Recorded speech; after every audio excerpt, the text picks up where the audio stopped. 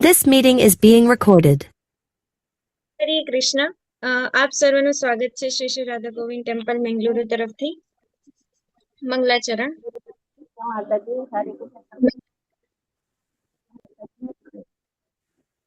ઓમ અજ્ઞાનતિમિરાંધસ્ય જ્ઞાનાંજન શલાકયા ચક્ષુરુન્મિલિतं येन તસ્मै શ્રી ગુરુવે નમઃ. શ્રી ચૈતન્ય મનોભીષ્ટં સ્થાપિतं येन ભૂતલે સ્વયં રૂપ કદા મह्यं દદાતિ સ્વપદાન્તિકम्. વંદેહં શ્રીગુරු શ્રીયુક્તપદકમलं શ્રીગુરુन् વૈષ્ણવાંશ્ચ શ્રીરૂપं સાગ્રજાतं સગણ રઘુનાથાન્વિतं तं સજીવम् साद्वैतं सावधूतं परिजनसहितं श्रीकृष्ण चैतन्य देवं श्रीराधा कृष्ण पादान् सगण ललिता शिविशाखान्वितांश्च हे कृष्ण करुणा सिन्धो दीनबन्धो जगत्पते गोपेश गोपिका कान्त राधा कान्त नमोऽस्तुते तप्त काञ्चन गौराङ्गी श्रीराधे वृन्दावनेश्वरी वृषभानुसुते देवी प्रणमामि हरिप्रिये वाञ्छाकल्पतरुभ्यश्च कृपा सिन्धुभ्यैव च पतितानां पावनेभ्यो वैष्णवेभ्यो नमो नमः. नमो विष्णुपादाय कृष्णपृष्ठाय भूतले श्रीमते भक्तिवेदान्त स्वामिनीति नामिने नमस्ते सारस्वते देवे गौरवाणी प्रचारिणे निर्विशेष शून्यवादी पाश्चात्य देशतारिणे जय श्री कृष्ण चैतन्य प्रभु नित्यानंद श्री अद्वैत गदाधर श्रीवासादि गौर भक्तवृंद. हरे कृष्ण कृष्णा हरे कृष्णा कृष्ण हरे कृष्ण हरे हरे हरे राम हरे राम राम राम हरे हरे. हरे कृष्ण माता की दंडवत प्रणाम. हरे कृष्ण सर्वने. હરે કૃષ્ણ. તો આજે બ્રહ્માજીની સ્તુતિનો પાર્ટ 2 છે, જેમાં આપણે 21 થી 40 શ્લોકા કવર કરીશું. પણ એની પહેલા આપણે ખાલી 5 મિનિટમાં 1 થી 20 શ્લોકાનો રિવ્યુ લઈ લઈએ ફટાફટ. તો સ્ટાર્ટિંગમાં અઘાસુરનો વધ થયો, બ્રહ્માજી ગોપ બાળકોને લઈ ગયા, અપહરણ કર્યું, પાછા એવા જોયા કે 1 વર્ષ સુધી તમામ કૃષ્ણ પોતે ગોપ બાળકોને વાછરડાનું રૂપ ધારણ કરીને અહીંયા બધી લીલાઓ કરતા હતા. પછી બ્રહ્માજીનો મોહ ભંગ થયો અને એમણે ચતુર્ભુજ સ્વરૂપમાં દરેક વાછરડાને ગોપ બાળકોમાં વિષ્ણુ સ્વરૂપ જોયું, ત્યારે એમની પોતાની ભૂલનો સ્વીકાર થયો. પહેલા શ્લોકમાં એમણે કૃષ્ણને નવીન મેઘ જેવા શ્યામ વીજળીની જેમ વસ્ત્ર ચમકતા, ઇન શોર્ટ કૃષ્ણના રૂપનું વર્ણન થયું છે કે હે ગોપ બાળકોના રાજા, આ દિવ્ય દેહ અતિ શોભાયમાન છે, જેને હું વિનમ્ર ભાવે પ્રણામ કરું છું. પછી બ્રહ્માજી એમ બોલે છે કે મારું મન સંસારના પ્રપંચથી આમ તો સર્વથા નિવૃત્ત થયેલું છે, તેમ છતાં હું આપના વ્યક્ત સ્વરૂપને જાણી શકતો નથી. તો ભગવાનના દિવ્ય દેહનું મૂલ્યાંકન ક્યારેક બુદ્ધિથી થઈ શકતું નથી. તે બુદ્ધિની ગણતરીથી પરે છે. તે માત્ર કૃષ્ણ કૃપાથી અને ગુરુ કૃપાથી જ આપણે જાણી શકીએ છીએ. સાથે સાથે અજીત યાની કે ભગવાનને ક્યારેય જીતી નથી શકાતા, છતાંય એમને જીતવા સંભવ છે. કઈ રીતના? શ્રવણ દ્વારા. તો જ્યારે આપણે વિનમ્ર ભાવે ગુરુ શિષ્ય પરંપરા દ્વારા આવતા ગુરુઓ દ્વારા જે આપણને કૃષ્ણની તરફ લઈ જાય છે, અને શુદ્ધ ભક્તો દ્વારા જ્યારે આપણે કૃષ્ણનું શ્રવણ કરીશું, સાથે સાથે હરે કૃષ્ણ મહામંત્રનું પણ શુદ્ધ ભાવથી અને એને સાંભળતા આપણે જ્યારે શ્રવણ કરીશું, ત્યારે આપણે ત્રણેય લોકમાં દૂર જઈ એવા કૃષ્ણને જીતી શકીશું. હવે અહીંયા બ્રહ્માજી એમ બોલે છે કે કેવળ જ્ઞાની દ્વારા ક્યારે આપણે કૃષ્ણને સમજી શકતા નથી. જે લોકો ભક્તિ છોડીને માત્ર શુષ્ક જ્ઞાન મેળવવા પ્રયાસો કરતા હોય, એને આપણે ક્યારેય પણ કૃષ્ણને જાણી શકતા નથી. તેનાથી એના જીવનમાં માત્ર કલેશ અને થાક જ આવશે. જેવી રીતના આપણે જયારે ઘઉં ખાંડતા હોઈએ લોટ માટે, તો જો ઘઉંના ફોતરા ખાંડવામાં આવે તો આપણને ક્યારેય ઘઉં મળતા નથી, અનાજ મળતું નથી. તે આપણે ખાલી પરિશ્રમ જ બેકાર જતો હોય છે. એવી રીતે જો આપણે ઓથેન્ટિક ગુરુ પરંપરા દ્વારા ભક્તિમાં આવીએ, આત્મ સાક્ષાત્કારનો ઉત્તમ માર્ગ ઈઝી વાળો પ્રાપ્ત કરીએ, જેનાથી ભગવત પ્રાપ્તિ અને પરમ કલ્યાણ થાય, એ જ આપણું સાચું અનાજ છે. હવે શરણાગતિનો રાજમાર્ગ એ છે કે નિષ્કામ કર્મ, યાની કે ભૂતકાળમાં ઘણા યોગીઓ હતા, તેમના સર્વ પ્રયાસો અને નિયત કર્તવ્યો દ્વારા પ્રભુને અર્પણ કર્યું હતું. સાથે સાથે આપણે શ્રવણ અને કીર્તન દ્વારા સિદ્ધ થયેલી ભક્તિની જ ભૂમિકા પામ્યા હતા એ લોકો, અને સહેલાઈથી શરણાગત થઈને અચ્યુત ભગવાનના પરમધામને પ્રાપ્ત થયા હતા. જે પહેલા પણ જેટલા ભક્તો થઈ ગયા એમની વાત થાય છે કે એ લોકોએ શ્રવણ અને કીર્તન દ્વારા જ ભગવાનને પામ્યા હતા, અને ભૌતિક વિષયોની આસક્તિ છૂટતા નિર્વિશેષ બ્રહ્મનો સાક્ષાત્કાર સ્વતઃ થઈ જાય છે. અને પ્રભુનું જે વ્યક્ત સ્વરૂપ છે તેને માત્ર આપણે ભક્તિ દ્વારા જ જાણી શકીએ છીએ. પછી બ્રહ્માજી એમ કે છે કે વૈજ્ઞાનિકો કદાચ બરફના કણો, પૃથ્વીના અણુઓ અને બધા ગ્રહ મંડળોની ગણતરી કરી શકે, પણ ક્યારેય જીવ માત્રના જે કલ્યાણકારી પરમાત્મા છે એવા અનંત આપ પ્રગટ થયા છો, આપના ગુણોની ગણના ક્યારેય સામાન્ય મનુષ્ય કરી શકતો નથી. હવે મુક્તિનો સાચો અધિકારી કોણ છે? જે અનાસક્ત રહી પોતાના પૂર્વના ફળ ભોગવતો રહે છે, સાથે સાથે તન, વચન તથા હૃદયપૂર્વક પોતાની ભગવાનની અહેતુકી કૃપાની પ્રતીક્ષા કરે છે, તે જ મુક્તિ પદને પામવા યોગ્ય છે. આપણે રૂકમણી પત્રનો છેલ્લો શ્લોક પણ જોયો હતો, જેમાં રૂકમણી મહારાણી કહે છે કે ભાઈ અનંત જન્મો સુધી તમારી વેટ કરવા તૈયાર છું, જો તમે હમણાં ના આવ્યા તો. પછી બ્રહ્માજી એમ કે છે કે આપ તો મહાઅગ્નિ જેવા છે અને હું તમારી સામે તો એક નાના તણખલા સમાન છું. ત્યારે ભગવાન મીન્સ બ્રહ્માજીનું અહંકારનું વિસર્જન થાય છે. પછી શરણાગતિનું આપણને વિજ્ઞાન સમજ્યા હતા કે નમ્રતા દ્વારા, શુદ્ધ ભક્તિ દ્વારા અને દિવ્ય કૃપા જ્યારે પ્રાપ્ત થાય છે પ્રભુની અને ગુરુની, ત્યારે જ આપણે કૃષ્ણને પામી શકીશું.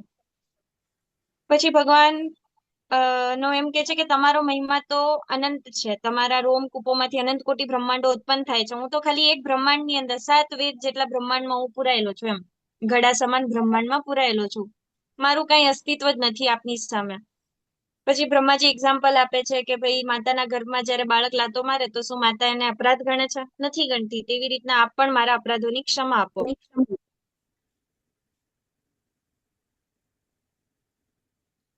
પછી બ્રહ્માજી એમ કે છે કે બાહ્ય શોધ દ્વારા બ્રહ્માંડના આશ્રયરૂપ દિવ્ય દેહની જળમાં શોધ કરી છતાં હું અસફળ રહ્યો, અને એકાએક મને હું બહાર દૂરથી દેખતો તો કે આ કોણ છે, મારા મનમાં આશ્ચર્ય થતું હતું, પણ ત્યારે હું આપને જાણી ના શક્યો.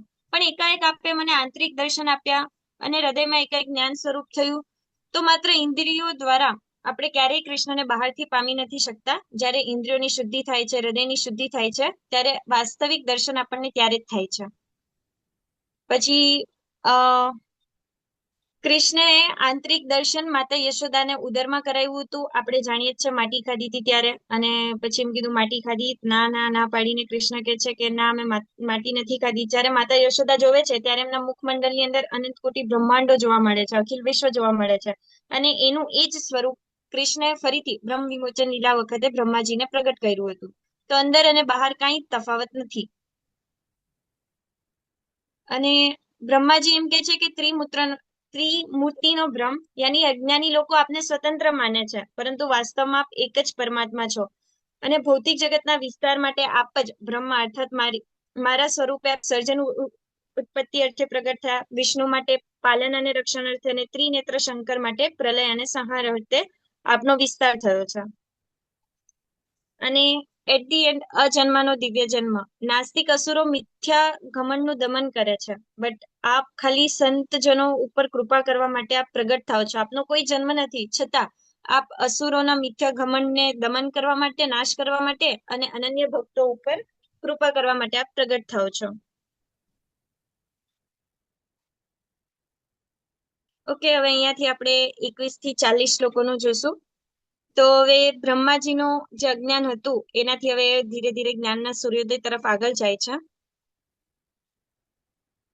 હવે અહીંયા બ્રહ્માજી કે છે, કો વેત્તિ ભૂમન ભગવન પરાત્મના યોગેશ્વરોતિ ભવતો સ્ત્રીલોક્યમ કમ વા કથમ વા કતિ વા કદીતિ વિસ્તારયન ક્રીડસી યોગ માયામ.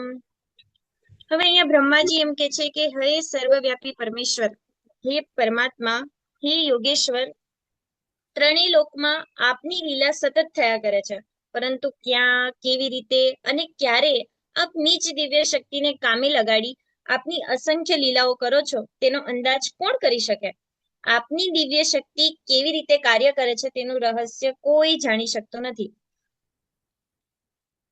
હવે અહીંયા કહેવાય છે કે હવે અનંત કોટી બ્રહ્માંડો છે, ક્યાં કઈ રીતના કેવી રીતના કેટલી લીલાઓ ચાલતી હોય છે એનું કોઈને પણ ધ્યાન નથી. અસંખ્ય લીલાઓ ચાલે છે, એનું અંદાજ કોઈ કાઢી શકતું નથી. તો અહીંયા બ્રહ્માજી એ જ કે છે કે આપની શક્તિ કઈ રીતના કાર્ય કરે છે તેનું રહસ્ય કોઈ જાણી શકતું નથી.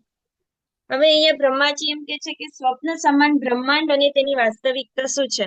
આ સમગ્ર બ્રહ્માંડ પ્રકૃતિથી સ્વપ્નની જેમ ક્ષણભંગુર અને અસત છે. તે ચેતનાઓને આવૃત કરે છે અને વારંવાર દુઃખ આપે છે. આપણે જોઈએ છે કે માયાદેવી દરેક વખતે આપણને ઝાપટ મારે છે કે ભાઈ તું ગમે એટલી ભૌતિક પ્રવૃત્તિમાં આગળ વધી જા, પણ દર વખતે આપણને દુઃખ આપીને રિયલાઇઝ કરે છે કે નહીં, આપણો અંતિમ ઉદ્દેશ, છેલ્લું લક્ષ્ય કૃષ્ણ છે. તો આપણે શું કામ બધી હાલતુ ફલતુ જગ્યાઓ આટા મારતા હોઈએ છીએ? છતાંય આપણે સ્વપ્નની દુનિયામાં એવી રીતના ફસાયેલા છે કે અહીંયાથી આપણે બહાર જ નીકળી નથી શકતા. તો અહીંયા બ્રહ્માજી એ જ કે છે કે સ્વપ્નની જેમ આ ભૌતિક જગત છે ક્ષણભંગુર છે, અસત છે, જેનું કોઈ અસ્તિત્વ નથી, અને તે ચેતનાને આવૃત કરે છે. આપણી ચેતના ઉપર એક અંધકાર છવાઈ જાય છે. આપણને જે જ્ઞાનનો પ્રકાશ છે જોવાતો નથી. આપણી ભૌતિક ઇન્દ્રિયો દ્વારા કામ, ક્રોધ, લોભ, મોહ, ઈર્ષાથી આપણે ભૌતિક જગતની અંદર આ મારું છે, આટલી વસ્તુ મેં ક્રિએટ કરી છે, આ મારા કારણે થઈ રહ્યું છે, એ મારાનો જ્યારે ભાવ છે એ જ્યારે ખતમ થશે અને વાસ્તવિક જ્યોતિનો પ્રકાશ થશે ત્યારે જ આપણને જ્ઞાન થશે. તો આ બ્રહ્માંડ સત્ય ક્યારે ભાસે છે? કારણ કે તે પરમાત્માની અંદરથી નીકળેલા માયા શક્તિ દ્વારા પ્રકાશિત છે. આપના અનંત દિવ્ય રૂપો સનાતન, આનંદમય તથા જ્ઞાનમય છે. હરે કૃષ્ણ. કોણ પારાયણ કરશે? હરે કૃષ્ણ માતાજી, લઈ લો. યસ પ્રભુજી. હા.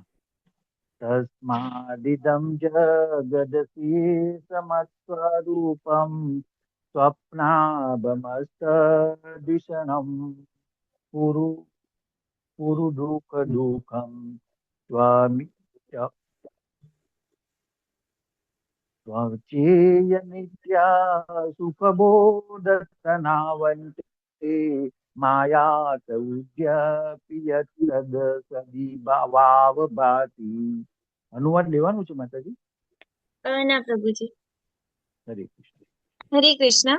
હવે બ્રહ્માજી કે છે કે માટે આ સમગ્ર બ્રહ્માંડ કે જે સ્વપ્નની જેમ પ્રકૃતિથી અસત છે, તે સત અર્થાત વાસ્તવિક ભાસે છે અને મનુષ્યની ચેતનાને આવૃત કરે છે તથા તેને વારંવાર દુઃખ આપે છે.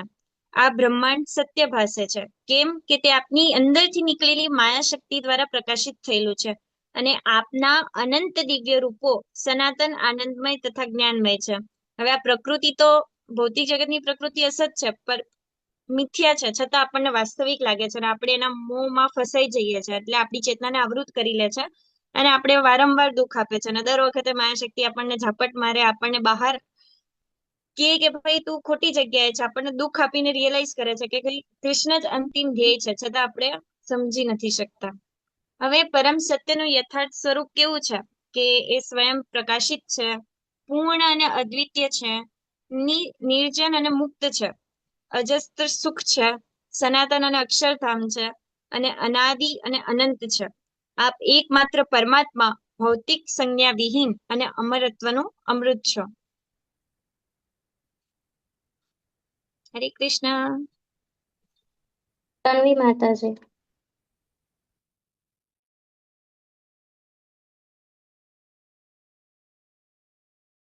લલિત કુમાર પ્રભુજી.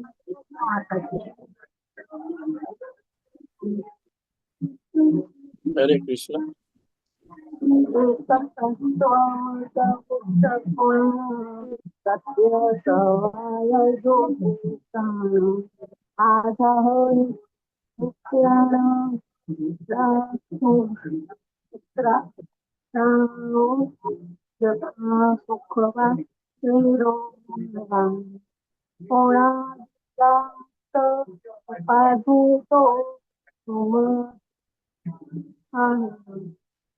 હરે કૃષ્ણ માતાજી. અનુવાદ નહીં માતાજી. હરે કૃષ્ણ. આપ એકમાત્ર પરમાત્મા છો, આદ્ય પૂર્ણ પુરુષોત્તમ પરમેશ્વર છો, પરમ સત્ય, સ્વયં પ્રકાશિત, અનંત અને અનાદિ છો. આપ સનાતન અને અચ્યુત છો, પૂર્ણ તથા પરિપૂર્ણ છો, અદ્વિતીય છો, ભૌતિક સંજ્ઞા વિહીન છો. આપના આનંદમાં કોઈ અંતરાય નથી અને ભૌતિક સંસર્ગ દોષ સાથે આપને કોઈ સંબંધ નથી. ખરેખર આપ અવિનાશી, અમરત્વનું અમૃત છો. હવે ભૌતિક સંસર્ગ દોષ તો આપણા જેવા જીવોને લાગે. કૃષ્ણ ભૌતિક સંસર્ગ દોષોથી દૂર છે. સાથે સાથે અહીંયા પરમાત્માના અનેક નામ પૂર્ણ વિસ્તાર કર્યા છે કે આધ્યાત્મ પુરુષોત્તમ પરમેશ્વર છો, પરમ સત્ય, સ્વયં પ્રકાશિત, અનંત છો, અનાદિ છો, એવા સનાતન, અચ્યુત, પૂર્ણ, પરિપૂર્ણ, અદ્વિતીય કૃષ્ણના અલગ અલગ નામોનો વિસ્તાર કર્યો છે બ્રહ્માજીએ. હવે જે પરમ સત્ય છે એ અનંત અને અગોચર પરમાત્માનું સ્વરૂપ છે, એ હકીકત છે. પણ મહામાયા શું કરે છે? આપણને ભ્રમ અને સંસારના બંધનમાં નાખે છે. હવે આનામાંથી નીકળવું હોય તો આપણને જ્ઞાનનો પ્રકાશ જોઈએ. જ્ઞાનનો પ્રકાશ ક્યારે પ્રાપ્ત થાય? જ્યારે આપણી ઉપર ગુરુ કૃપા થાય, ગુરુ દ્રષ્ટિ પ્રદાન થાય, આપણે શ્રવણ દ્વારા સરખી રીતના માળા જાપ કરીએ અને કથા વાર્તાઓનું પણ સરખી રીતના શ્રવણ કરીએ, ત્યારે જ્ઞાનનો પ્રકાશ થાય અને આપણને સાચી હકીકત શું છે તેનું આપણને ભાન થાય. અને જ્યારે આપણે ભક્તિની પરાકાષ્ઠાએ પહોંચીએ ત્યારે બુદ્ધિનો અંત આવે અને ગુરુ કૃપા તથા કૃષ્ણ કૃપાનો ઉદય થાય. હરે કૃષ્ણ. લલિત કુમાર પ્રભુજી. હરે કૃષ્ણ માતાજી, દંડવત પ્રણામ. एवं विधं त्वां सकलात्मनामपि स्वात्मानमात्मात्ममतया विचक्षते गुर्वर्कलोक्तोपनिषत्सु चक्षुषा ये ते तरन्ति भवानुतां बुद्धिं. हरे कृष्ण. હરે કૃષ્ણ. જે મનુષ્યોએ સૂર્ય જેવા આધ્યાત્મિક ગુરુ પાસેથી જ્ઞાનની સ્પષ્ટ દ્રષ્ટિ પ્રાપ્ત કરી છે, તેઓ આપને આ રીતે જીવાત્માઓના આત્મરૂપે, જીવ માત્રના સ્વ આત્મના પરમાત્મા રૂપે જોઈ શકે છે. આ રીતે આપના મૂળ સ્વરૂપને જાણી તેઓ ભ્રામક ભવસાગરને પાર કરવા સમર્થ બને છે. તો આ ભૌતિક જગતમાં આપણે ઇન્દ્રિયો દ્વારા એવા ફસાયેલા છીએ. અહીંયા જોયું એમ મહામાયા આપણને ભ્રમ અને સંસારના બંધનમાં, આપણા પરિવાર, સગા સંબંધીઓમાં, સાથે સાથે બધું મેળવવામાં, અહંકારમાં, આ મારું છે, મારાના ભાવમાં આપણે જ્યારે ફસાઈએ છીએ, ત્યારે સૂર્ય જેવા જ્યારે આધ્યાત્મિક ગુરુ હોય છે, ગુરુ પરંપરા દ્વારા આવતા ગુરુ હોય છે, જ્યારે આપણે એમની પાસેથી ઉપદેશ લઈએ છીએ, એમને પ્રણામ કરીને આપણે પૂછીએ છીએ કે મારા માટે યોગ્ય શું છે, હું ક્યાંથી આવ્યો છું, જ્યારે આપણે ક્વેશ્ચન પૂછીએ છીએ અને ગુરુ જ્યારે આપણને જ્ઞાન પ્રદાન કરે છે, ત્યારે આપણે જે દ્રષ્ટિ પ્રાપ્ત થાય છે તેનાથી આપણે પરમાત્માને સ્વતઃ જોઈ શકીએ છીએ કે એમનું મૂળ સ્વરૂપ શું છે અને જે આ ભ્રામક મિથ્યા ભવ સાગર છે એને પાર કરવામાં આપણને ઈઝી બનાવે છે. હવે માયાનું મનોવિજ્ઞાન શું છે? એક તો જ્યારે અંધારું હોય અને આપણે ચાલતા હોઈએ કોઈ રસ્તા ઉપર અને અહીંયા કોઈ એક દોરડી પડી હોય તો આપણને લાગે કે ભાઈ સાપ છે ભાગો. પણ જ્યારે અહીંયા કોઈ સ્ટ્રીટ લાઇટ હોય અને લાઇટ હોય ત્યારે આપણને ખબર પડે કે અરે આ દોરી તો હકીકતમાં આ સાપ નથી, હકીકતમાં દોરી છે. તો આ ક્યારે એને ખબર પડી કે ભાઈ આ સાપ નથી, દોરી છે? જ્યારે અહીંયા એક પ્રકાશ ઉપસ્થિત હતો, સ્ટ્રીટ લાઇટ ઉપસ્થિત હતી, ત્યારે એને ખબર પડી કે ભાઈ આ તો મિથ્યા હતું, ભ્રમ થયો મને. તો આપણે ખાલી એક અંધેરી ગુફામાં અંધેરા રસ્તા ઉપર ચાલતા જઈએ છે અને અજ્ઞાન અને ભ્રમની અંદર આપણને જે દોરી છે એ સર્પ જેવી લાગે છે. તો અજ્ઞાની માણસ માયાના કારણે પોતાનું જે ભૌતિક શરીર છે એને પોતાનું માની બેઠે છે અને સંસારનો ભય અનુભવે છે. પણ હકીકતમાં આ શરીર, આપણે એક શરીર છોડીને બીજા શરીરમાં સ્થાનાંતર થતા હોઈએ છીએ. આત્મા અમર છે પણ આપણે શરીર બદલીએ છીએ અને આ શરીરમાં આપણે જે પણ અનુભવ કર્યો બીજા શરીરમાં લઈ જઈએ છીએ. તો એને આ ખબર નથી પડતી. કેમ? બીકોઝ અજ્ઞાન અને ભ્રમની અંદર જીવી રહ્યો છે કે ભાઈ હું, બધાને ખબર છે કે એકને એક દિવસ એમની મૃત્યુ થવાની છે, છતાં પણ એ આમ પ્રપંચની અંદર રહેશે કે નહીં, હું હજી કેટલું જીવી શકીશ. તો એના કારણે એ અહીંયા ફસાતો રહે છે અને આ એક શરીરની અંદર એ બહાર નથી નીકળી શકતો. પણ જ્યારે એક પ્રકાશ ઉપસ્થિત થાય છે ત્યારે એને સત્યનું જ્ઞાન થાય છે કે આ સર્પ નથી, હકીકતમાં દોરી છે, અર્થાત આ ભૌતિક અસ્તિત્વનો એક ભ્રમ છે. આપણે હકીકતમાં પરમાત્મા પાસે જવાનું છે, આપણું અંતિમ લક્ષ્ય એ જ છે. જ્યારે અજ્ઞાન હોય છે ત્યારે આપણને ભય અને સંસારનું અસ્તિત્વ લાગે છે અને જ્યારે જ્ઞાનનો પ્રકાશ થાય છે આપણે ભય મુક્તિનું નિવારણ થાય છે.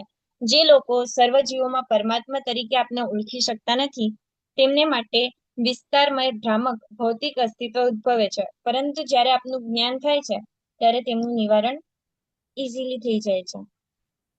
હરે કૃષ્ણ. ધાર્મી માતાજી. હરે કૃષ્ણ માતાજી. આત્માનમેવાત્મતયા વિજાનાતામ તેનૈવ જાતમ નિખિલમ પ્રપંચિતમ જ્ઞાન तेन भूयोऽपि च तत् प्रलीयते रज्जा महेर्भोगभवा भवो यथा। હરે કૃષ્ણ. એક દોરીને સર્પ તરીકે જોનારો મનુષ્ય ભય પામે છે, પરંતુ જ્યારે તે જાણે છે કે તે સર્પ નથી, ત્યારે પોતાનો ભય ત્યજી દે છે. તેવી રીતે જે લોકો આપને સર્વ જીવોના પરમાત્મા તરીકે ઓળખી શકતા નથી, તેમને માટે વિસ્તારમય ભ્રામક ભૌતિક અસ્તિત્વ અર્થાત સંસાર ઉદ્ભવે છે, પરંતુ જ્યારે એમને જ્ઞાન થાય છે ત્યારે તેનું નિવારણ થઈ જાય છે. હવે આધ્યાત્મિક જ્ઞાનનો સૂર્યોદય ક્યારે થશે? આપણે 23મા શ્લોકમાં જોયું કે આપ એકમાત્ર પરમાત્મા છો, પરમ સત્ય છો અને સ્વયં પ્રકાશિત છો.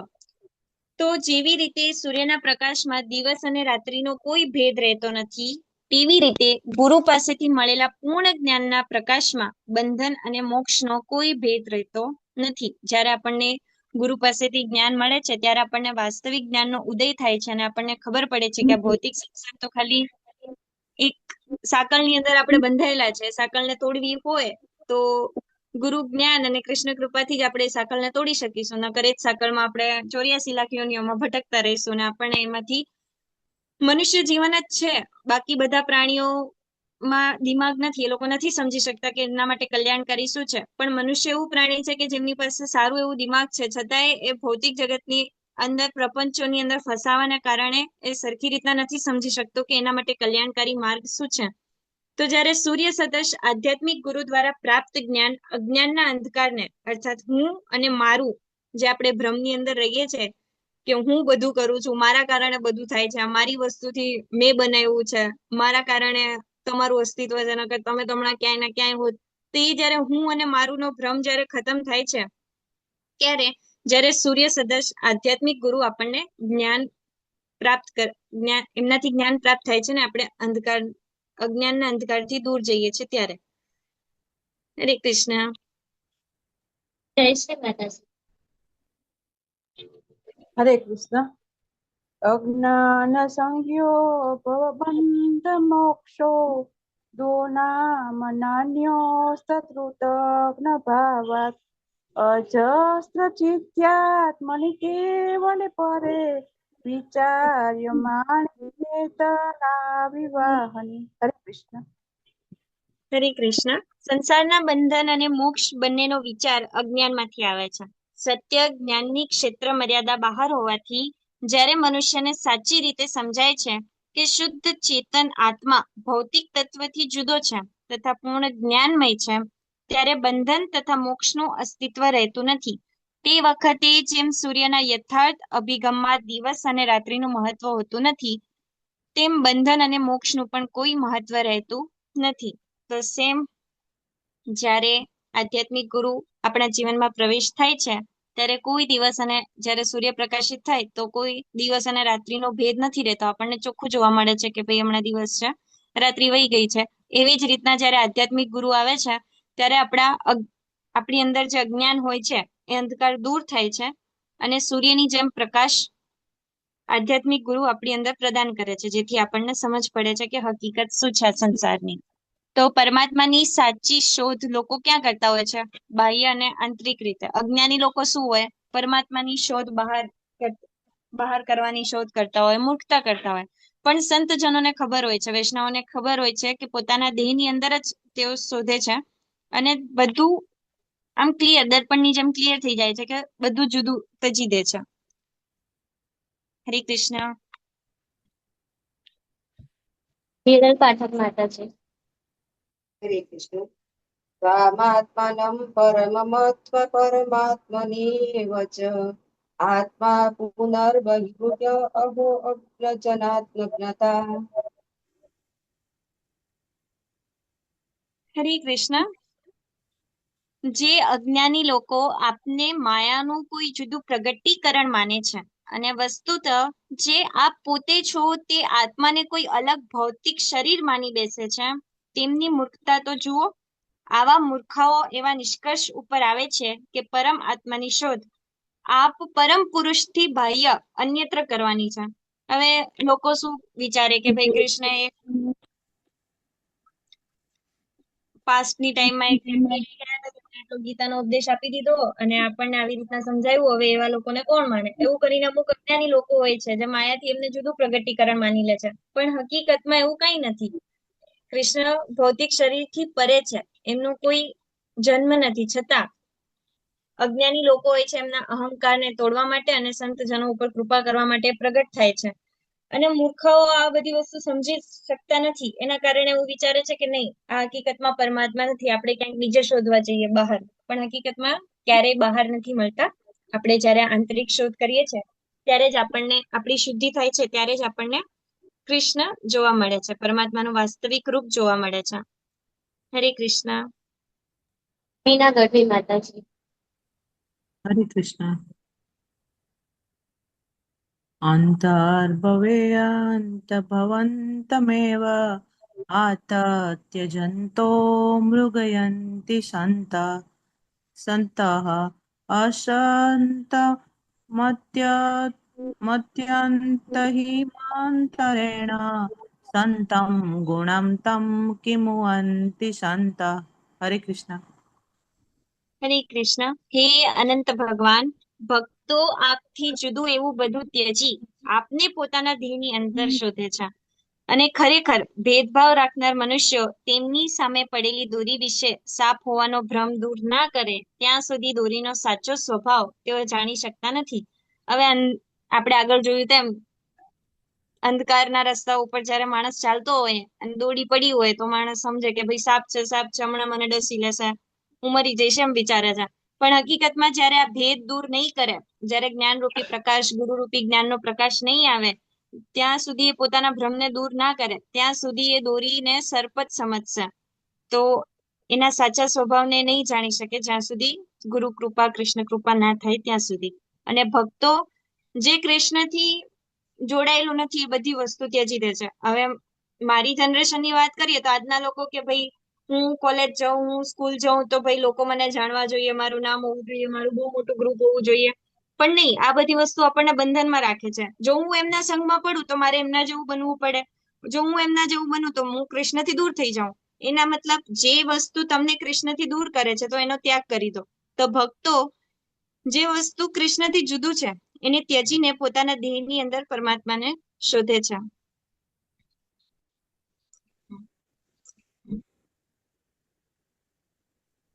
હવે જ્ઞાનની મર્યાદા અને કૃપાનું ઐશ્વર્ય.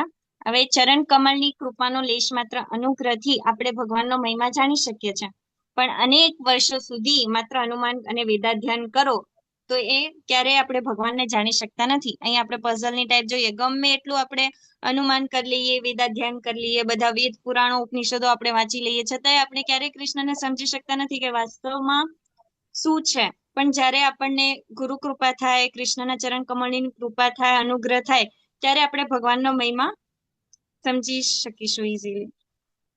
હરે કૃષ્ણ. વૃંદાવની માતાજી. હરે કૃષ્ણ માતાજી.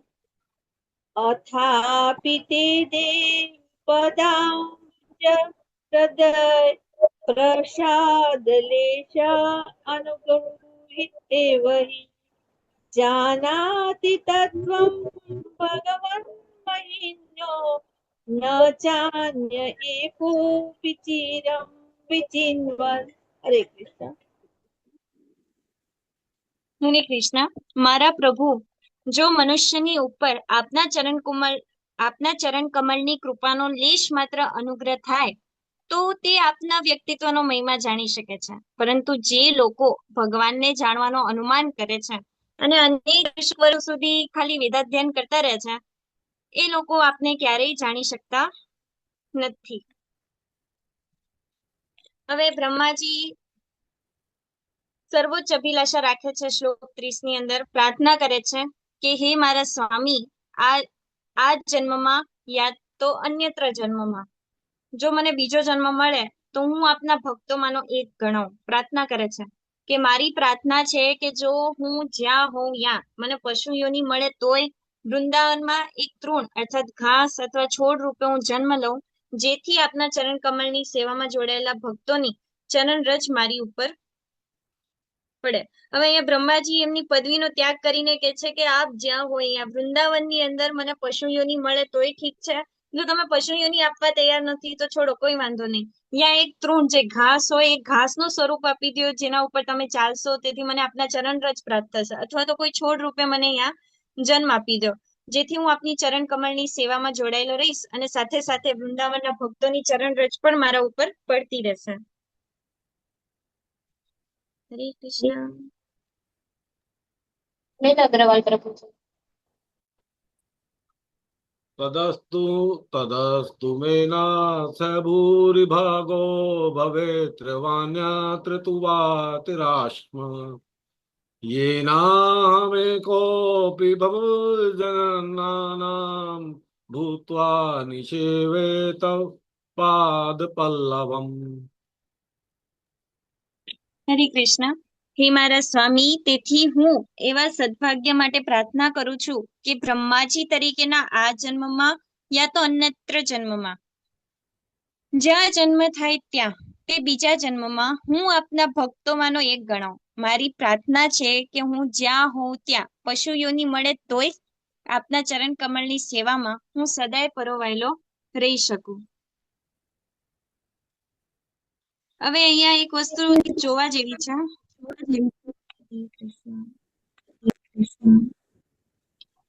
હવે બ્રહ્માજી 1 થી 30 શ્લોકોમાં ભગવાનની સ્તુતિ કરે છે. હવે એનામાં એવું થયું, બ્રહ્માજી સ્તુતિ કરતા જાય છે, ગોપ બાળકો ત્યાં આવી ગયા હતા નીચે પૃથ્વી ઉપર. તો બ્રહ્માજી કે છે કે ભાઈ આ 1 થી 30 શ્લોકોમાં ભગવાનની સ્તુતિ કરી, છતાં એમ વિચારે છે યા ગોપ બાળકો કે ભાઈ આ કોણ છે, 4 મુખ વાળો છે. કોઈ ગોપ બાળકો આવું વિચારે છે કે આ છે કોણ, કોણ આવ્યું છે કૃષ્ણને મળવા માટે એમ.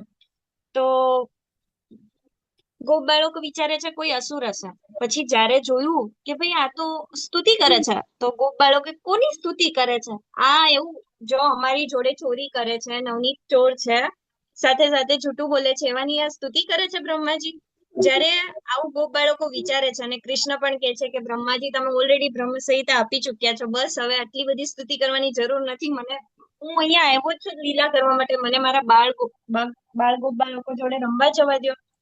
તો જ્યારે બ્રહ્માજીને ખબર પડે છે કે ભગવાનના મનમાં શું ચાલી રહ્યું છે, તો હવે જે 31 થી 40 શ્લોક આવે છે એમાં બ્રહ્માજી વૃંદાવનની મહિમા કરે છે, વૃંદાવનના ગોપ બાળકોની, ગ્વાલોની, બધાની મહિમા ગાય છે. તો એ આપણે જોઈશું. લાસ્ટમાં બ્રહ્માજીનો મોહ ભંગ થયો. ભગવાનની પરીક્ષા કરવા બ્રહ્માએ જ્યારે ગાયો અને ગોપાળોનું અપહરણ કર્યું હતું, તેના કારણે બ્રહ્માનો મોહ, જ્યારે કૃષ્ણ પોતે જ ગાયો અને ગોવાળોનું રૂપ લીધું અને અનંત સ્વરૂપો બતાવ્યા અને અહંકારનો નાશ થતા તેમણે સ્તુતિ સમર્પિત કરી પ્રભુને. તો હવે બ્રહ્માજી એમ કે છે સૌભાગ્યની શ્રેણી, જે દેવતાઓ અમૃતપાન કરીને સ્વર્ગીય સુખ ભોગવે છે, દેવતાઓ હવે સ્વર્ગનું સુખ તો ભોગવે છે પણ ભગવાનના પ્રત્યક્ષ ભગવાનથી દૂર છે. હવે શિવજી અને બ્રહ્માજી પોતાની ઇન્દ્રિય રૂપી પ્યાલા વડે ભગવાનના ચરણ કમળમાંથી નીકળતા અમૃતમય આસવનું પાન તો કરે છે, પણ વૃંદાવનની ગોપીઓ અને ગાયોનું તો ભાગ્ય જુઓ. એ કેવા ભાગ્યશાળી છે કે સ્વયં ભગવાને તેમના વાછરડા તથા પુત્રોના રૂપે તેમના ધાવણ રૂપી અમૃતનું પાન કરીને પરમ તૃપ્ત થઈ ગયા. સ્ક્રીન વિઝિબલ નથી મારી? હા માતાજી વિઝિબલ. હા માતાજી વિઝિબલ જ છે. Okay okay. હવે આવી હરે કૃષ્ણ. તો વૃંદાવનની ગોપીઓ અને ગાયોનું એટલું ભાગ્ય તો જુઓ, એટલા ભાગ્યશાળી છે કે સ્વયં ભગવાને 1 વર્ષ સુધી એમના વાછરડા તથા પુત્રોનું રૂપ રહી તેમના ધાવણ રૂપી અમૃતનું પાન કર્યું અને પરમ તૃપ્ત થયું. જે વેદો દ્વારા પણ ભગવાન આપણે ગમે તેટલું ધ્યાન કરીએ તોય આટલું સૌભાગ્ય નથી પ્રાપ્ત થતું જેટલું વૃંદાવનના ગોપીઓ અને ગાયોને પ્રાપ્ત થયું.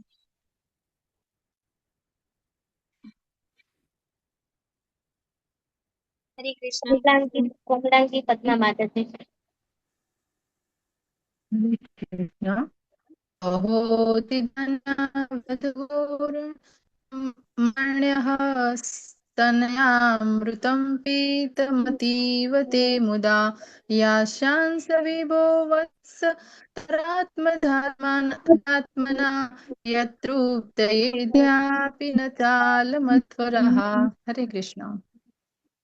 હરે કૃષ્ણ. તો હવે જે શ્લોક 31 થી 34 હશે એમાં બ્રહ્માજી વૃંદાવનનો મહિમા કે હે સર્વશક્તિમાન પ્રભુ, વૃંદાવનની ગાયો અને ગોપીઓ કેટલી બધી ભાગ્યશાળી છે કે આપે તેમના વાછરડા તથા પુત્રોના રૂપે તેમના ધામણ રૂપી અમૃત નું પરમ તૃપ્ત થઈને ધાવ્યા. અનંત કાળથી અત્યાર સુધી થયેલા સર્વ યજ્ઞોથી પણ આટલો બધો સંતોષ નહીં થયો હોય જેટલો તમને વૃંદાવનમાં થાય છે. હવે શ્લોક 32 માં પ્રભુ એમ કે છે કે અહોભાગ્યમ અહોભાગ્યમ. તો અહીંયા 2 વાર અહોભાગ્યમ આવે છે. નંદ ગોપ વ્રજો કસામ યન મિત્રમ પરમાનંદમ પૂર્ણ બ્રહ્મ સનાતનમ. હવે નંદ મહારાજ, ગોપીજનો, અન્ય વ્રજવાસીઓ કેટલા ભાગ્યશાળી છે કે તેમના સદભાગ્યની કોઈ સીમા નથી. કેમ પરમ આનંદના સ્ત્રોત, જો ખુદ આનંદના સ્ત્રોત છે, પરબ્રહ્મ છે, તેમના મિત્ર રૂપે પ્રગટ થયા છે. હવે આચાર્યગણ ટીકા કરે છે કે અહીંયા 2 વાર અહોભાગ્યમ છે. તો એક અહોભાગ્ય તો વ્રજવાસીઓનું કે એમને કૃષ્ણ મળ્યા, અને એક અહોભાગ્ય કૃષ્ણનું કે એમને વ્રજવાસી મળ્યા, એ પણ વ્રજવાસીઓને મિત્ર રૂપે મળ્યા. નંદ ગોપ વ્રજો કસામ યન મિત્રમ પરમાનંદમ પૂર્ણ બ્રહ્મ સનાતનમ. હવે ભક્તિની તુલનામાં દેવો વશિષ્ઠ વ્રજવાસીઓની આપણે જોઈએ તો બહુ ભાગ્યશાળી છે કે પોતાની વિવિધ ઇન્દ્રિયોના અધિષ્ઠાતા તરીકે ઇન્દ્રિયરૂપી પ્યાલા વડે ભગવાનના ચરણ કમળનું અમૃતપાન કરે છે. પણ સદભાગ્યનો કોઈ પાર નથી. કેમ? વ્રજવાસીઓના સદભાગ્યનો કોઈ પાર નથી. કેમ? કારણ કે ભગવાન સાક્ષાત તેમની વચ્ચે રહે છે, તેમના મિત્ર અને પરિવારજનો તરીકે રહે છે. તો જ્ઞાન અને ઐશ્વર્યની ઉપાસના કરતા અહીંયા દેવો ભગવાનના જ્ઞાન ઐશ્વર્યની અધિષ્ઠાતા તરીકે ઇન્દ્રિયરૂપી પ્યાલા વડે ભગવાનના ચરણ કમળનું પાન કરે છે.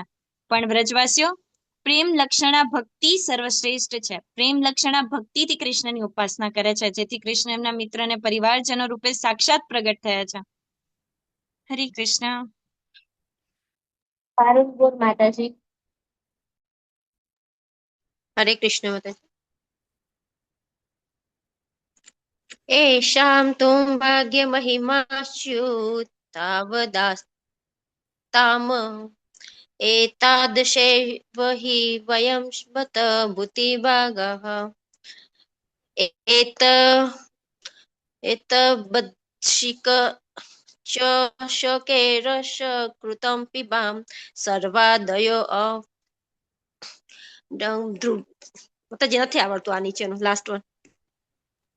માતાજી તમે સર્વાદયો પ્રહલાદજી મધુ અમૃત આશ્વમ તે.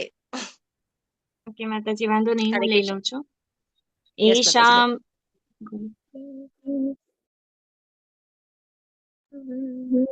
એષાં તુ ભાગ્યમહિમાચ્યુત તાવદાસ્તામ એકાદશેવ હિ વયં બત ભૂરિભાગા એતત્રશીકચશકૈરસકૃત પિબામ શર્વાદયોચ્યુતચમત્વમૃતાસવં તે. હવે અહીંયા કે છે કે આ વૃંદાવન વાસીઓના સદભાગ્યનો મહિમા ભલે બહુ મોટો હોય તો પણ વિવિધ ઇન્દ્રિયોના અધિષ્ઠાતા એવા શિવજી આદિ અમે 11 દેવો સુદ્ધા બહુ ભાગ્યશાળી છીએ. કારણ કે આ વૃંદાવનના ભક્તોની ઇન્દ્રિય રૂપી પ્યાલા વડે અમે આપના ચરણ કમળમાંથી નીકળતા અમૃતમય આસવ જેવા મધુર મધનું વારંવાર પાન કરીએ છીએ.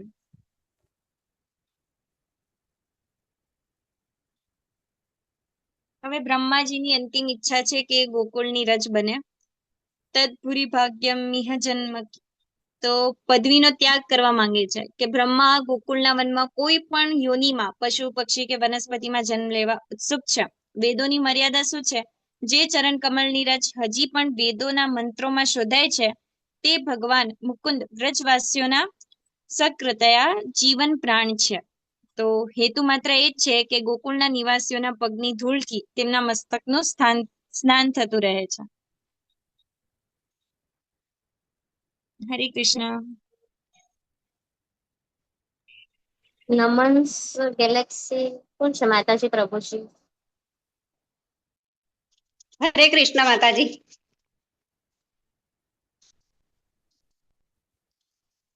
તદભૂરી ભાગ્ય મિહ જન્મ કિંપ્યટશ્વ્યા યદ ગોકુલેપી કથામિંગ રોજો અભિષેકમ યજીવિતમ તુ નિખિલમ ભગવાન મુકુંદ ત્વદાપી યદરજ શ્રુતિ ભોગ્યમેવ. હરે કૃષ્ણ. તો આ ગોકુળના વનમાં ગમે તેવો જન્મ મળે અને અહીંના નિવાસીઓના પગની ધૂળથી મારા મસ્તકનું સ્નાન થતું રહે એ જ મારું સંભવિત મહાન સદભાગ્ય થશે. જેમના ચરણ કમળની રજ હજી પણ વેદોના મંત્રોમાં શોધાય છે તે ભગવાન મુકુંદ તેના સમગ્રતયા જીવન પ્રાણ છે. વૃંદાવન વાસીઓના કૃષ્ણ પ્રાણ છે અને કૃષ્ણના પ્રાણ પણ વૃંદાવન વાસીઓ છે એવું કહેવામાં આવે છે. હવે સર્વસ્વનું અર્પણ કરે છે. પ્રભુ હું હવે આપને શું આપી શકું? આપણે ભગવાનને બધું અર્પણ કરી દેવું જોઈએ. ઘર, સંપત્તિ, મિત્રો, શરીર, પ્રાણ બધું આપણે જ્યારે શ્રી કૃષ્ણને આપણે અર્પણ કરી દેવું જોઈએ. વ્રજવાસીઓ બધું શ્રી કૃષ્ણને અર્પણ કર્યું છે. આપથી ઉત્કૃષ્ટ એવું બીજું ફળ કયું મળી શકે? બ્રહ્માનું મન હવે મૂંઝાય છે કે ભગવાન આ ભક્તોને બદલામાં શું આપશે, કારણ કે ભગવાન પોતે જ સર્વસ્વ છે. પૂતનાનું ઉદાહરણ જો. પૂતના દુષ્ટ હેતુથી આવી હતી, પૂતના રાક્ષસી, પણ ભગવાનના સ્પર્શ માત્રથી તે મોક્ષને પામી. એવા અનેક રાક્ષસો ભગવાનને મારવાના ખ્યાલથી આવ્યા હતા, છતાં ભગવાનનો સ્પર્શ માત્ર થયો અને તેઓ મોક્ષને પામ્યા. તો જે ભગવાનના અનન્ય ભક્તો છે એમનું તો આપણે શું કહી શકીએ?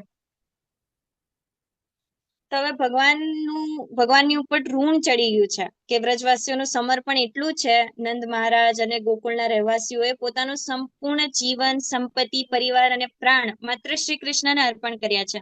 હવે ભગવાન બી અસમર્થ થઈ ગયા છે. ભગવાન સ્વયં વિચારે છે કે આ ભક્તોએ મને પોતાનું સર્વસ્વ આપ્યું છે, હું મારું મન અને સમગ્ર અસ્તિત્વ આપી દઉં તો પણ હું તેમના ઋણમાંથી મુક્ત થઈ શકું તેમ નથી. ભગવાન પણ પ્રેમમાં બંધાઈ જાય છે. હરે કૃષ્ણ.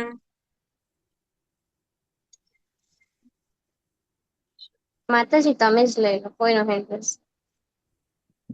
હરે કૃષ્ણ માતાજી, હું લઈ લઉં. હા માતાજી લઈ લો. એષામ દોષ નિવાસિના મુક્તા ભવાન કિમ દેવરાતેતિ નશ ચેતો વિશ્વફલાત ફલમ ત્વદપર કૃતા પ્યમુન્નહતિ સદ્રેશાદીવ પુતનાપી શકુલા ત્વામેવ દેવ પિતા યદ્ધામાર્થસૂયભી યાત્મનો ય પ્રાણાશયાસ્તવ કૃતે. હરે કૃષ્ણ માતાજી. હરે કૃષ્ણ. હું ફરી લઈ લઉં છું. એષામ ઘોષ નિવાસિનામુત ભવાન કિમ દેવરાતીતિ ચેતો વિશ્વફલાત ફલમ ત્વદપરમ પુત્રાપ્યયન મુયતિ સદ્વેષાદિવ પૂતનાપી સકુલા ત્વામેવ દેવા પિતા યત્યામાર્થસુયિત પ્રિયાત્મતનય પ્રાણાશયાત સ્વકૃતે. આપથી ઉત્કૃષ્ટ એવું બીજું ફળ કયું મળી શકે? એ વિચાર માત્રથી મારું મન મૂંઝાય છે. સર્વ શુભ ફળોના આપ મૂર્તિમંત સ્વરૂપ છો અને તે આપે વૃંદાવનના નિવાસીઓને આપ્યું છે. એક ભક્ત બની સન્નારીના વેશ ધારણ કરીને જ આવેલી પૂતના સુદ્ધા પોતાના પરિવાર સહિત આપને પામી ગઈ. તો પછી જેમના ઘર, સંપત્તિ, મિત્રો, પ્રિયજનો, શરીરો, બાળકો અને જીવ પ્રાણ પણ કેવળ આપને જ અર્પિત થયેલા છે એવા વૃંદાવનના ભક્તજનોને આપવા સારું આપની પાસે શું રહ્યું? હવે ભગવાને એવું નથી કે વૃંદાવનની અંદર કઈ ઐશ્વર્ય નહીં બતાવ્યું હોય. ભગવાન વૃંદાવનની બહાર ગયા, એક બે ઐશ્વર્ય બતાવ્યા, એમાં તો સખ્ય પણ દાસ જે વાત્સલ્ય હતું એ પણ ભગવાનને પ્રણામ કરવામાં. માતા દેવકી વિચારતા હતા કે ભાઈ મારો પુત્ર આવશે 11 વર્ષથી મારાથી છૂટો પડેલો હશે, હું એને આલિંગન આપીશ, ચુંબન આપીશ. પણ જ્યારે ભગવાને એક ઐશ્વર્ય બતાવ્યું, કંસનો વધ થયો, તો માતા દેવકી પણ વિચારમાં પડી ગયા કે ભાઈ આ સાચે મારો જ પુત્ર છે? આટલી નાની ઉંમરમાં કંસને મારો ભગવાન હશે. તો વૃંદાવનની અંદર ભગવાને કેટલા બધા ઐશ્વર્ય બતાવ્યા. દાવાનળ પી ગયા, પૂતનાને મારી, દ્રોણાવત, વૃત્તાસુર બધાને માર્યા, કાળિયા ઉપર ફન કર્યું.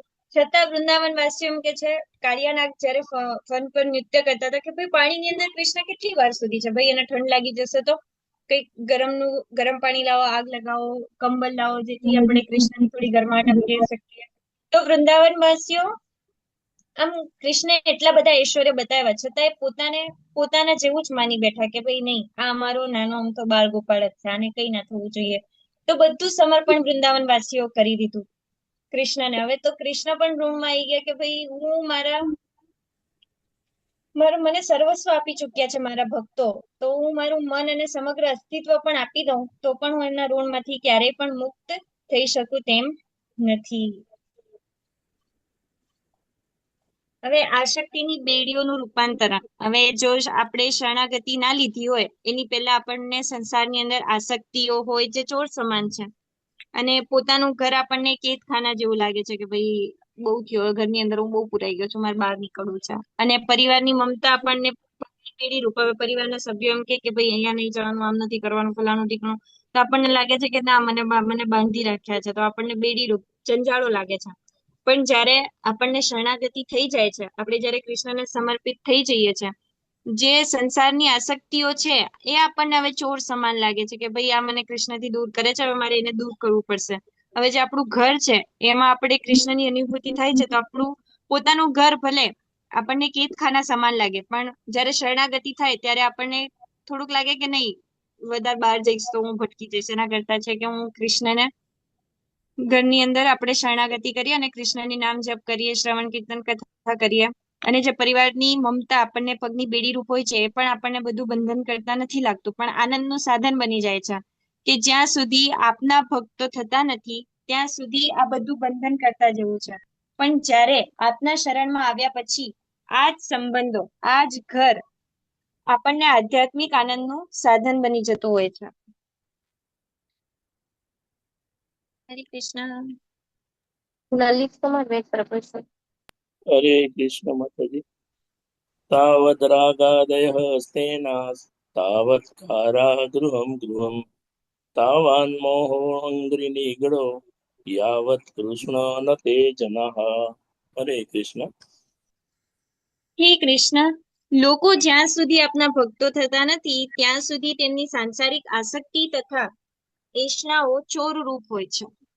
તેમના ઘર કેદખાના જેવા હોય છે અને પોતાના પરિવારની મમતા પગની બેડીઓ રૂપી હોય છે.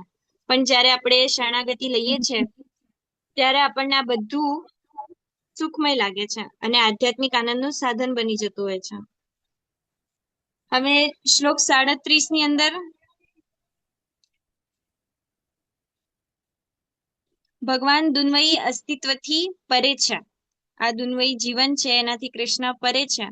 છતાં આ પૃથ્વી પર મનુષ્ય જેવું વર્તન કરી જ્યારે કૃષ્ણ આ જગતની અંદર આવે છે, આપણને બાકી કૃષ્ણને કોઈ બંધન નથી, કૃષ્ણ ભૌતિક જગતની માયામાં નથી ફસાતા, છતાં એ આ પૃથ્વી ઉપર મનુષ્ય જેવું વર્તન કરે છે અને આપણને શીખવાડે છે કે કઈ રીતના જીવન જીવવું જોઈએ, છતાં આપણે સમજી નથી શકતા. કારણ માત્ર જે આપના શરણે આવેલા ભક્તોને વિવિધ પ્રકારના આનંદ આપવા અને તેમના માટે કૃપા કરવા માટે જ કૃષ્ણ પૃથ્વી ઉપર અવતાર ધારણ કરતા હોય છે. અને કૃષ્ણને પૃથ્વી ઉપર કરવા જેવું કઈ છે જ નહીં, છતાં અનુસરણ કરે છે દુન્મયી જીવનનું આ પૃથ્વી ઉપર આવીને. અને કૃષ્ણને ભૌતિક અસ્તિત્વ, દુન્મયી અસ્તિત્વ સાથે કશી લેવા દેવા નથી. વૃંદાવન વિહારી માતાજી. હરે કૃષ્ણ. પ્રપંચમ નિષ્પ્રપંચોપી વિડંબયસી ભૂતલે પ્રપન્ન જનતાનંદ સંદોહમ પ્રથિતુમ પ્રભો. હરે કૃષ્ણ. હે નાથ, આપને જો કે દુન્મયી અસ્તિત્વ સાથે કશી લેવા દેવા નથી, તોય આપના શરણે આવેલા ભક્તોને વિવિધ પ્રકારના આનંદ આપવા સારું આપ દુન્મયી જીવનનું અનુકરણ કરો છો. સેમ કૃષ્ણ ભૌતિક જગતની અંદર આવે છે તો દુન્મયી અસ્તિત્વ સાથે એમને કશી લેવા દેવા નથી, બીકોઝ એમને જ બધું ક્રિએટ કર્યું છે, તો એ જે ક્રિએટ કરે છે એની અંદર ક્યારેય નથી આવતું. છતાં એ ભક્તોના વિવિધ પ્રકારના આનંદ આપવા માટે એ દુન્મયી અસ્તિત્વનું અનુકરણ કરતા હોય છે.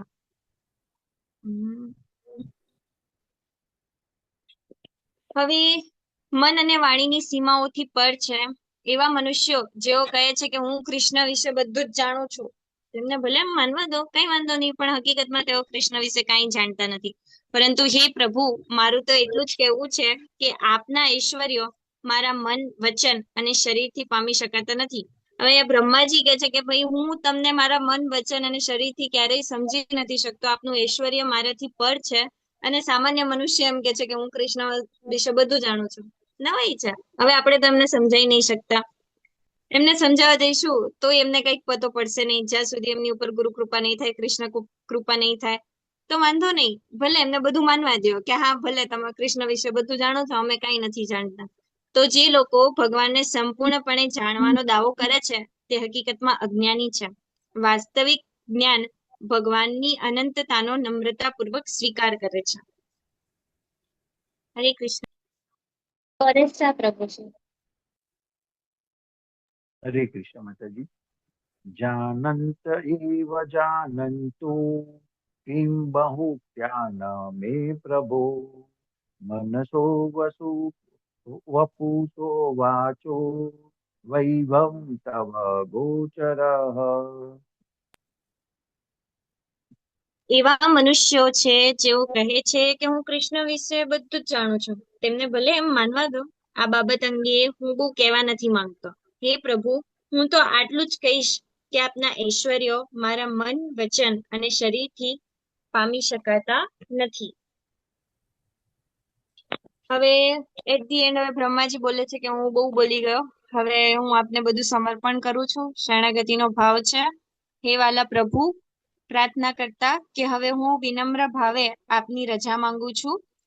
સ્વીકૃતિ વસ્તુતઃ આપ એકમાત્ર સર્વજ્ઞ છો, સર્વસ્રષ્ટા છો. ખરેખર આપ સકળ બ્રહ્માંડોના સ્વામી છો, અનંત કોટી બ્રહ્માંડોના સ્વામી છો.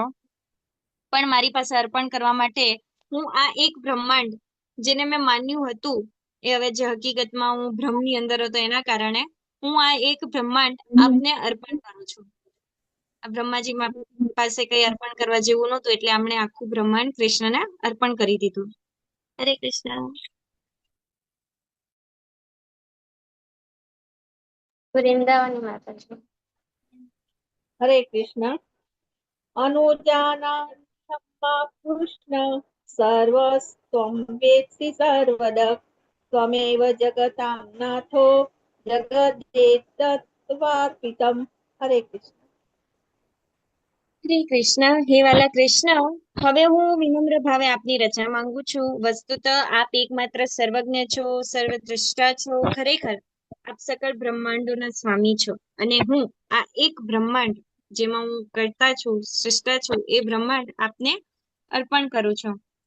હવે પરમ પુરુષોત્તમ ભગવાનનો બ્રહ્માજી જય જયકાર કરે છે કે વૃષ્ણિ કુળ પુષ્કર જોશદાયિન, હે યદુવંશ રૂપી કમળને આનંદ આપનાર, ક્ષમા નિર્જર રક્ષક, પૃથ્વી અને દેવોના તારણહાર, ઉદધી વૃદ્ધિકારીના, સાગરોને આનંદિત કરનારા, દ્વિજ પશુ વૃદ્ધિકારીના, બ્રાહ્મણો અને ગાયોની વૃદ્ધિ કરનારા, પાખંડ ધર્મના સંહારક, અધર્મનો નાશ કરનારા, હે પૂર્ણ પુરુષોત્તમ પરમેશ્વર, જ્યાં સુધી આ બ્રહ્માંડ રહેશે અને જ્યાં સુધી સૂર્ય પ્રકાશશે ત્યાં સુધી હું આપને દંડવત પ્રણામ કરતો રહીશ. હરે કૃષ્ણ. નમન માતાજી.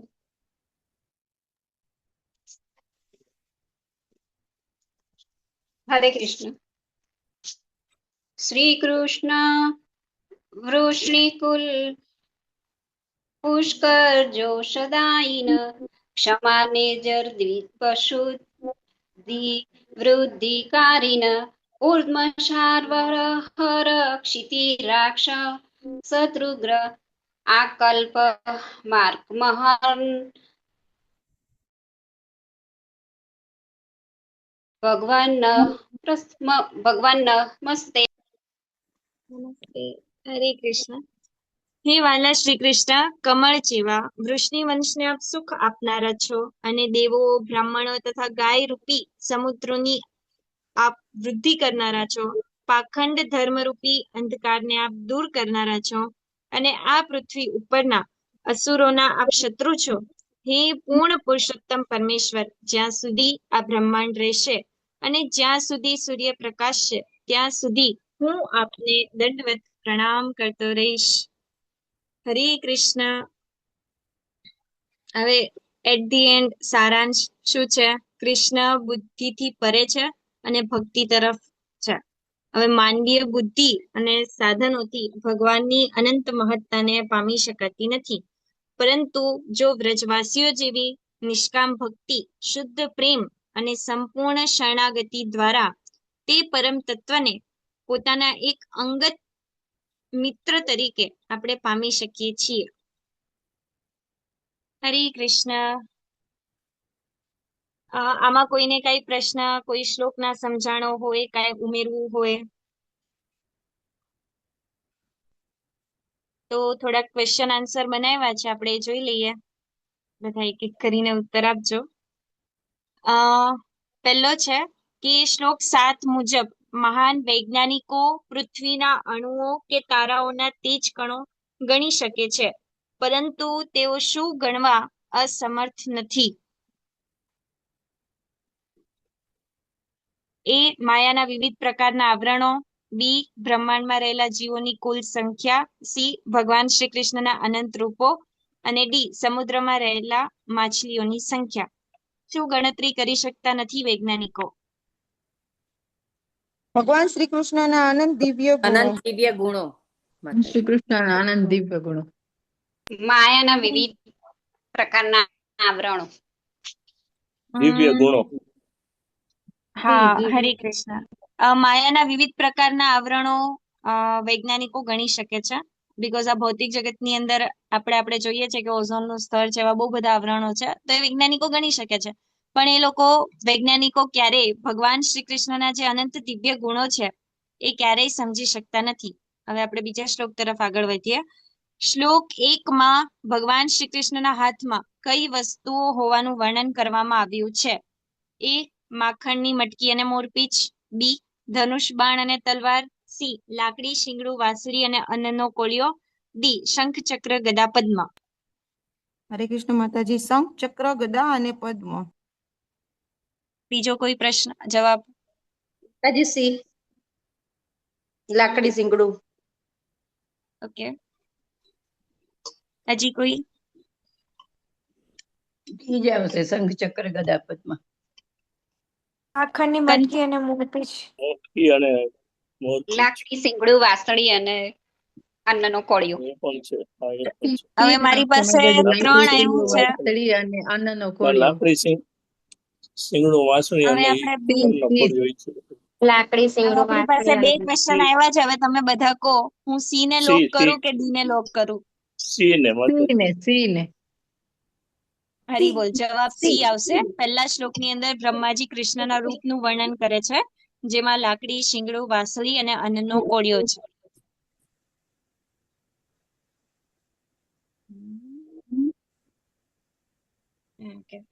શ્લોક 4 મુજબ જે મનુષ્ય પરમ કલ્યાણના માર્ગ સમાન ભક્તિને ત્યજીને માત્ર તાર્કિક જ્ઞાન પાછળ મથે છે, તેની મહેનત કોના જેવી નિરર્થક ગણાય છે? પથ્થર ઉપર પાણી રેડનાર જેવી, બી આકાશમાં મહેલ ચણનાર જેવી, સી રણમાં મૃગજળ શોધવા જેવી, કે ડી ખાલી ફોતરા ખાંડનાર જેવી? ખાલી ફોતરા ખાંડનાર જેવી. હરી બોલ. આગળ જોઈએ. શ્લોક 8 મુક્તિ પદના સાચા અધિકારી અર્થાત દાય ભાગ બનવા માટે કઈ શરત દર્શાવવામાં આવી છે? એ ભગવાનની અહેતુકી કૃપાની રાહ જોતા પૂર્વ કર્મોના ફળ અનાસક્ત રહી ભોગવવું, બી કર્મફળનો ત્યાગ કરીને માત્ર નિષ્કામ કર્મયોગ કરવો, સી માત્ર વેદોનું ઊંડું જ્ઞાન અને તર્ક શક્તિ કેળવવી, અને ડી સંસારનો સંપૂર્ણ ત્યાગ કરીને જંગલમાં જતું રહેવું, તપસ્યા કરવા. ભગવાનની ભગવાનની અહેતુક કૃપા, અહેતુક કૃપાની રાહ જોવી. ભગવાનની અહેતુકી કૃપાની રાહ જોવી, જેવી રીતના રૂકમણી મહારાણીએ પણ કીધું હતું એમના પત્રની અંદર 43મા શ્લોકની અંદર કે ભાઈ હું રાહ જોતી રહીશ જો તમે હમણાં ના આવ્યા તો, અને પૂર્વ કર્મોના ફળ અનાસક્ત રહી ભોગવતું રહેવું.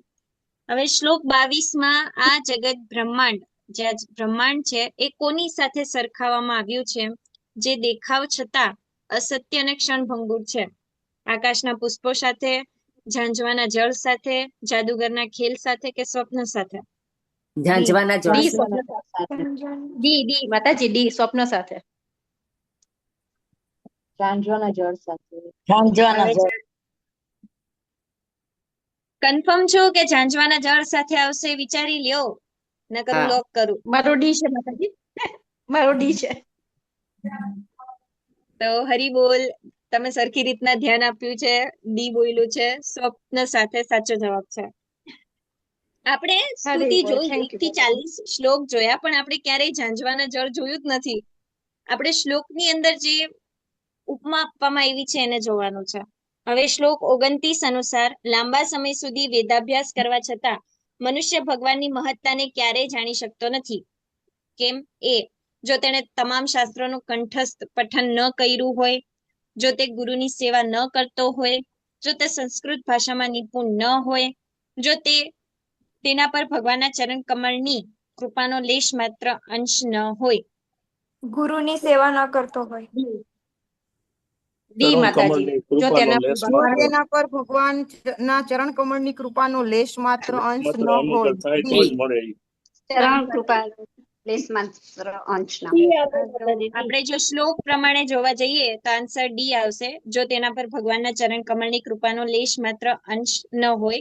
સાથે સાથે જો આપણે ગુરુ લીધા હોય અને જો ગુરુ કૃપા આપણા ઉપર થઈ હોય અને જો ગુરુની સેવા ના કરતા હોય તો પણ આપણે ભગવાનને સમજી શકતા નથી.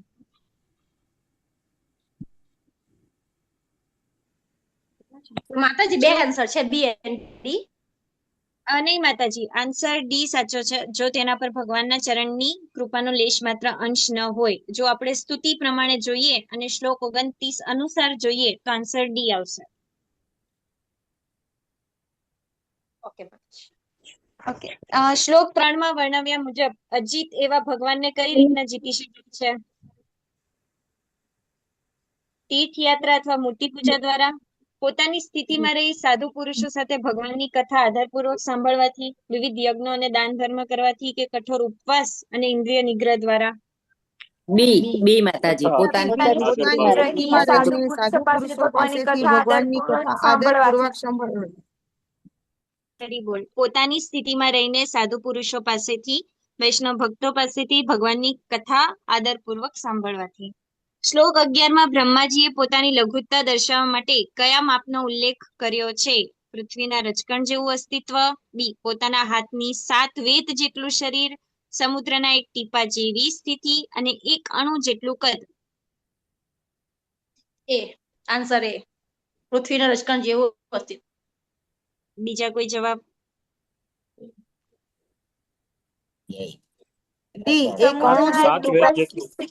સાત વેદ જેટલું શરીર.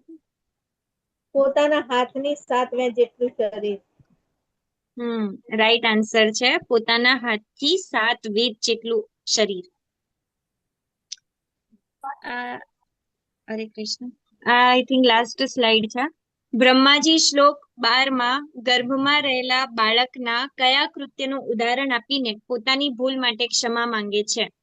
એ માતાના પેટમાં લાત મારવાનું, ગર્ભમાં સૂઈ રહેવાનું, ગર્ભમાં રડવાનું અને માતા પાસેથી પોષણ મેળવવાનું. માતાના પેટમાં લાત મારવાનું. બ્રહ્માજી કહે છે કે જો શું માતાના ઉદરમાં રહેલું બાળક લાત મારે તો શું માતા એને અપરાધ ગણે? નથી ગણતા, પ્રેમ ગણે છે. તેવી રીતના તમે પણ મારા અપરાધોની ક્ષમા આપો. છેલ્લો ક્વેશ્ચન. શ્લોક 36 મુજબ મનુષ્યનું ઘર ક્યાં સુધી તેના માટે જેલ અર્થાત કારાગૃહ સમાન છે?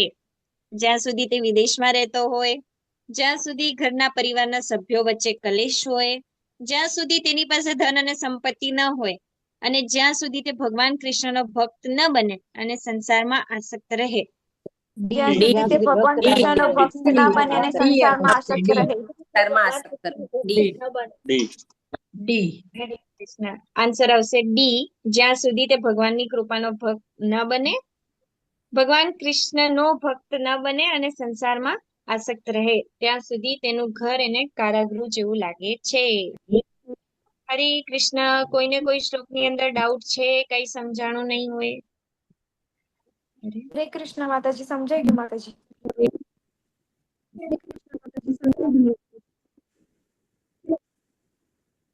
કોઈને કઈ ડાઉટ છે? માતાજી બહુ ફાઇન રીતના સમજાયું. Thank you so much. Very nice explanation. Okay, હરે કૃષ્ણ. તો આપણે કન્ક્લુડ કરી લઈએ અને જો લાસ્ટમાં કોઈને કઈ પ્રશ્ન હોય તો આપણે પ્રશ્ન પણ જોઈ દેશું. વાંછા કલ્પતરુભ્યશ્ચ કૃપા સિંધુભ્ય એવ ચ પતિતાનાં પાવનેભ્યો વૈષ્ણવેભ્યો નમો નમઃ. અનંત કોટિ વૈષ્ણવવૃંદ કી જય. શ્રીલ પ્રભુપાદ કી જય. શ્રીમદ ભાગવતમ કી જય. હરે કૃષ્ણ. હરે કૃષ્ણ કૃષ્ણ કૃષ્ણ કૃષ્ણ હરે હરે હરે રામ હરે રામ રામ રામ હરે હરે. રામ રામ હરે હરે. હરે કૃષ્ણ માતાજી.